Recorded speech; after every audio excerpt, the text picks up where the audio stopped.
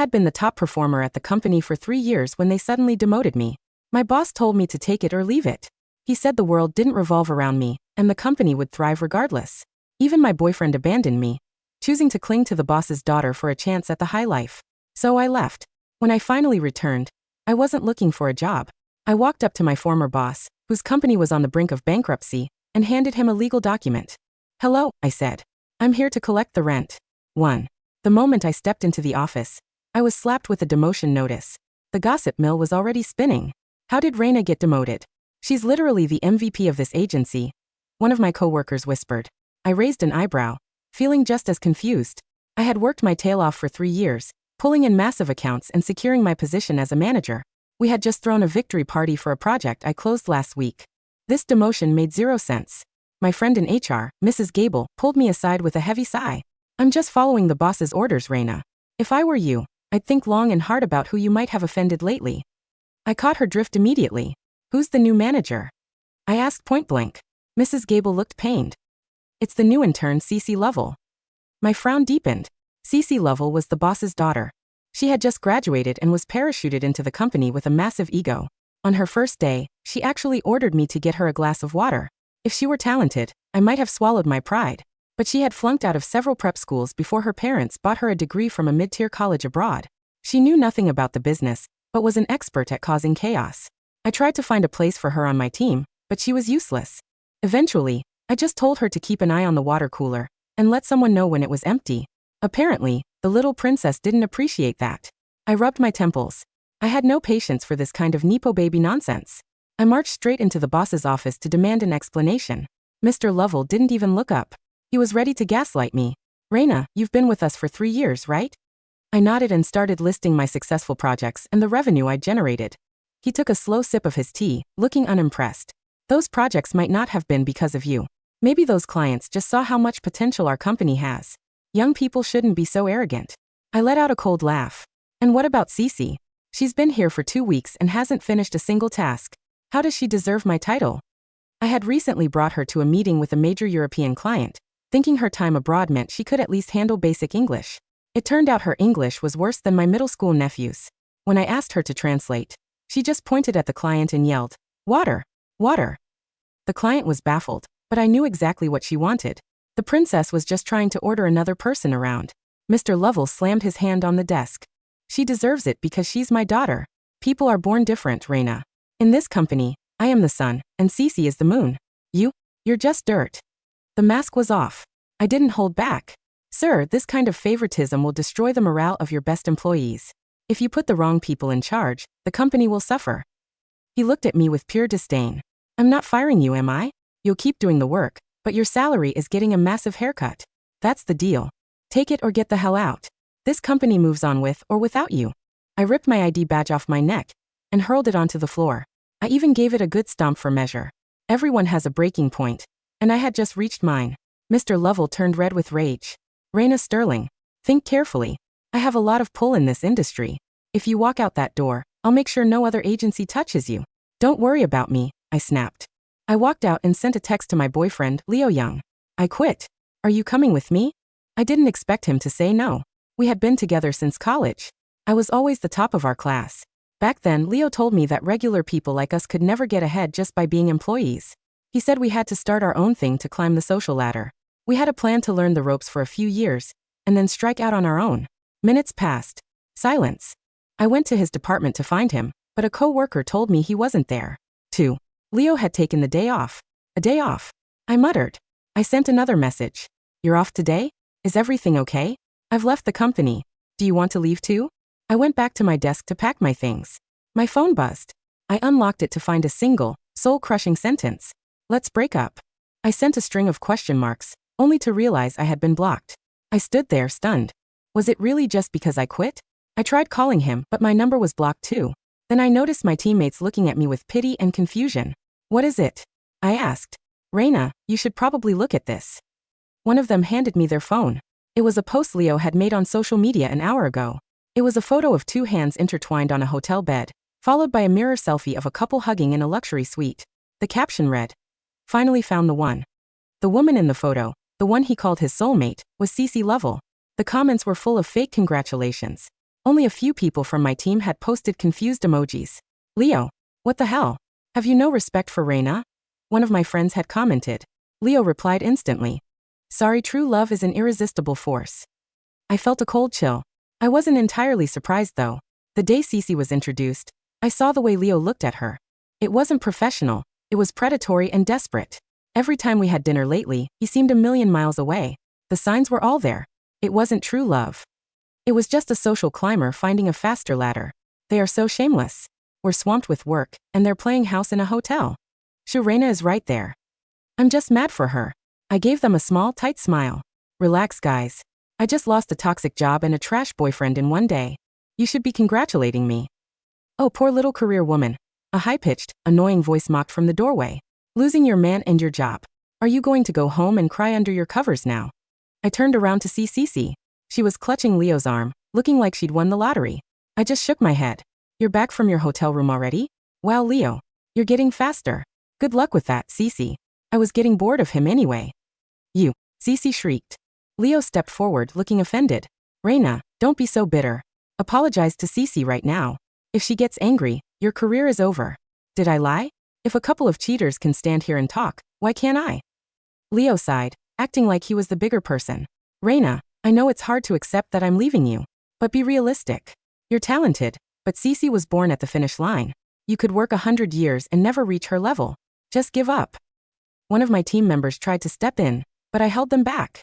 I rolled my eyes at the pair of them. You're both standing on the same floor as me. Don't act like you're in the clouds. You might fall and break your necks. Cece's face twisted with malice. You have such a nasty mouth. No wonder Leo doesn't love you. I came back just to watch you pack your pathetic little life into a box.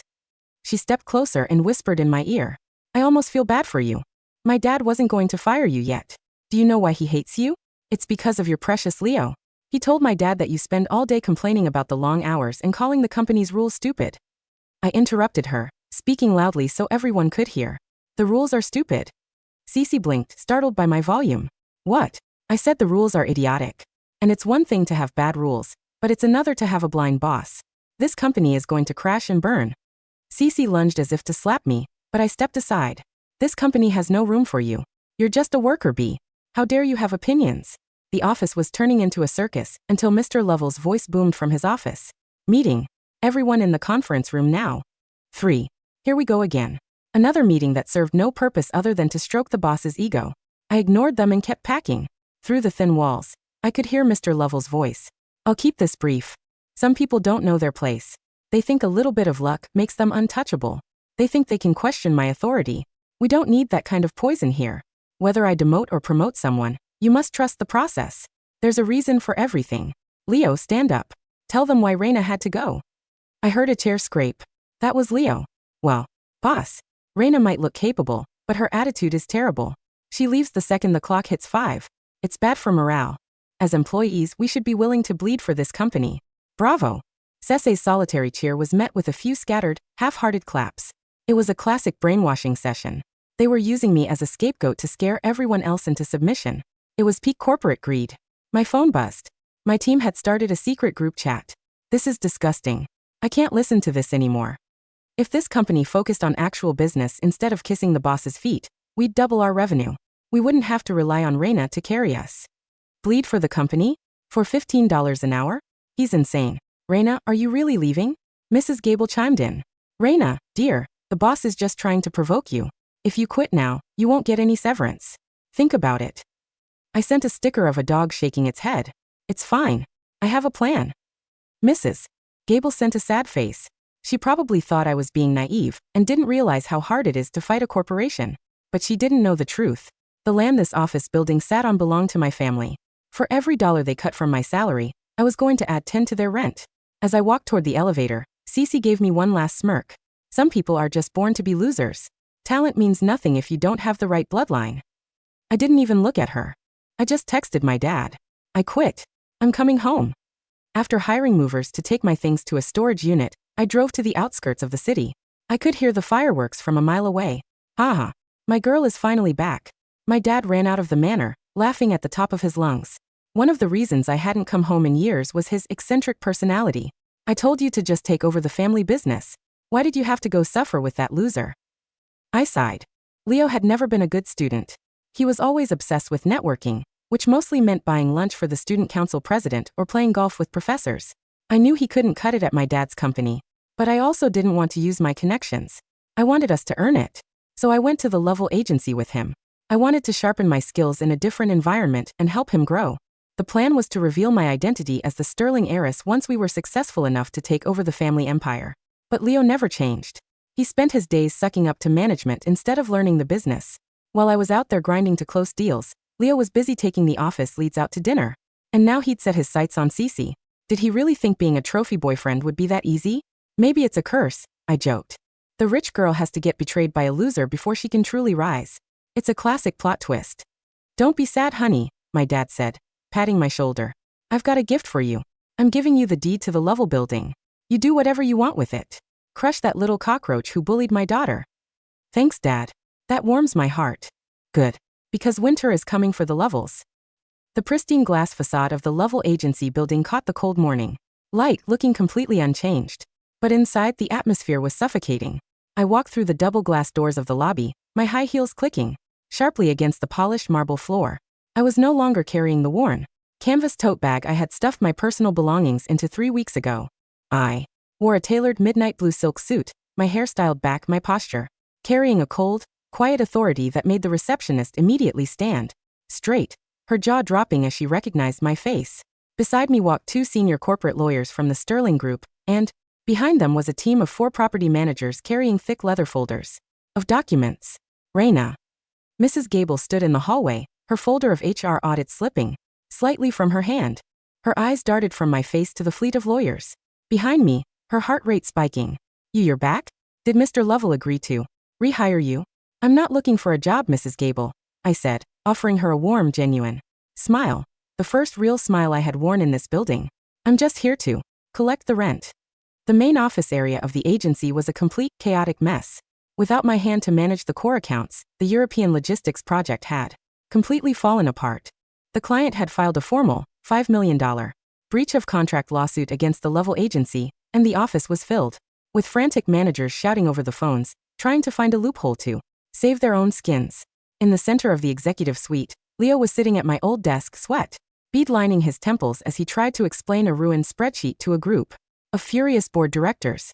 Cece sat beside him, wearing a cheap, flashy designer dress, her fingers frantically typing on her phone, looking completely out of her depth. Raina. Leo's head snapped up when he heard my footsteps. His face instantly flushed with a mixture of rage, embarrassment, and a sudden desperate hope. Stood up, adjusting his crooked tie. You came back? Have you finally realized how cold the world is without this agency? I told you, if you want to beg for your job, you have to kneel down and apologize to Cece first. I didn't look at Leo. I didn't even spare him a glance. I walked straight past his desk, pushed open the double oak doors of the boss's private office, and laid the thick leather folder flat on Mr. Level's desk. Mr. Level was sitting in his leather chair, looking 10 years older than he had last week, his face pale and hollow. He stared at the documents, then at the fleet of lawyers standing behind me. Raina. He stammered, his voice tight and shaking. What is this? Are these people? This is the official certified commercial lease amendment for this building, Mr. Level, I said, my voice quiet, even, and carrying a freezing absolute calm. As of 9 o'clock this morning, the Sterling Group has officially acquired the deed to this property. And as your new landlord, I am here to inform you that your monthly rent has been increased by 300%. The silence in the private office was absolute. Mr. Level's hands began to shake so violently he had to rest them on his desk to keep them from clattering. 300%? That's illegal. We have a 10-year commercial lease. You can't just raise the rates without our consent. We can, Mr. Level. My senior attorney, Mr. Vance, said as he stepped forward, pulling a document from his folder and laying it flat on the desk. Under Clause 14, Section B of your original lease agreement with the property trust, the landlord reserves the right to adjust the rental rates dynamically if the tenant company's credit rating is downgraded below a level, or if there is a major executive restructuring that presents a material risk to the property's financial security. He looked at Mr. Level, his expression completely devoid of warmth. Since Miss Raina Sterling left your firm, your agency's credit rating has been officially downgraded to C, due to the pending $5 million European lawsuit. And since you chose to replace your top-ranked revenue generator with An incompetent intern who has no professional qualification. The material risk clause has been fully triggered.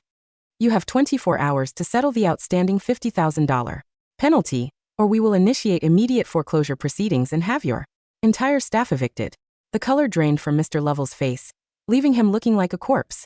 Leo, who had been listening from the doorway, rushed into the office, his face pale and frantic. Raina, you're a Sterling? The Sterling Group's heiress? Why didn't you tell me? We were together for 5 years. If I had known, I never would have. You never would have slept with Cece? I cut him off, my voice dropping into a dangerous, quiet register that made him instantly close his mouth. You never would have called me just dirt while she was born at the finish line? I was just confused, Raina. Leo fell to his knees, his hands reaching out to grab the hem of my jacket, his social climber's mask completely shattered into dust. Cece was the one who seduced me. She told me her father would make me a senior partner. I didn't want to hurt you, I swear. I still love you, Raina. Leo, what the hell are you saying? Cece screamed, her face twisting in rage, as she ran into the office, grabbing him by the shoulders. You told me she was a boring, useless worker bee. You told me you hated her. You're just a pathetic leech. Get away from me, Cece. Leo roared, violently pushing her onto the floor, sending her designer purse and my father's old, ruined clothing files flying across the carpet. You're a hack. You flunked out of 3 schools. You didn't even know how to order water in English. The two of them, who had stood united to gloat over my demotion 3 weeks ago, were now tearing each other apart like wild dogs in front of the entire office. The final shareholders' meeting of the Lovell Agency was held in the Grand Hall of the Sterling Tower. The company had gone completely bankrupt within a month under the weight of the 300% rent increase and the European lawsuit. Mr. Lovell was stripped of his chairmanship, and his daughter's fraudulent resume was sent to every corporate board in the country, ensuring she was permanently blacklisted. Leo was sued by the board for corporate embezzlement and malicious misrepresentation. His career in the industry ended before it could even begin. I stood near the window of my new executive office, looking out at the sprawling city below. My desk was clean, my portfolio finalized, and the warm, golden sun was streaming through the glass. My father walked into the office, carrying 2 glasses of champagne, his face bursting with pride. The takeover is complete, Raina, he said, handing me a glass. We bought out the remaining assets of the Lovell Agency for pennies on the dollar. You are now the sole chairwoman of our new marketing division. Thank you, Dad, I said, clinking my glass against his. Oh, by the way, my dad said, pointing to the window. The former CEO and his assistant are currently standing at the lobby gate. They've been waiting for 3 hours to see you. I looked down. At the grand entrance of the tower, Leo and Cece were standing in the cold winter rain, their clothes wrinkled and cheap, holding folders of their resumes, looking like beggars who had lost their way. I smiled, took a slow, sweet sip of my champagne, and turned back to my desk. Let them wait, Dad, I said softly. The rent has already been paid in full. The cold was gone. The winter was over. And my spring had finally begun.